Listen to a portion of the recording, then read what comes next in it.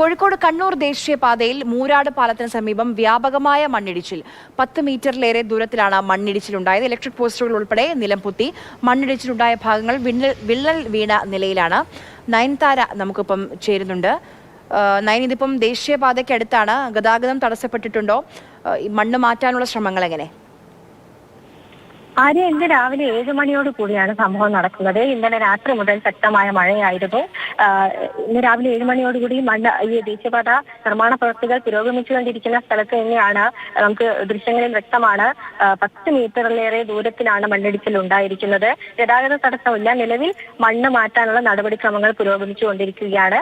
കൂടാതെ ഈ ഒരു സമയത്ത് ഇലക്ട്രിക് പോസ്റ്റ് ഈ മണ്ണിടിച്ചിലിൽ ഇലക്ട്രിക് പോസ്റ്റുകൾ ഉൾപ്പെടെ നിലം പൊത്തിയ അവസ്ഥയിലായിരുന്നു.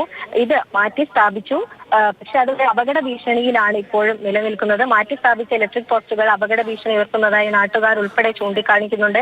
വലിയൊരു പ്രതിഷേധവും അവിടെ നിലനിൽക്കുന്നുണ്ട്. ഈ പോസ്റ്റുകളാണ് മണ്ണിടിച്ചിലിൽ നിലം പൊത്തിയത്. മറ്റ് പോസ്റ്റുകളും അപകട ഭീഷണി ഉയർത്തുന്നു എന്ന് നാട്ടുകാർ പറയുന്നുണ്ട്. നമുക്കറിയാം, കാലവർഷം ഇനിയും ശക്തമാവുന്നതോടെ മണ്ണിടിച്ചിൽ ശക്തമാവാൻ സാധ്യതയുണ്ട്. നമുക്ക് ദൃശ്യങ്ങളിലൊക്കെ വ്യക്തമാണ്.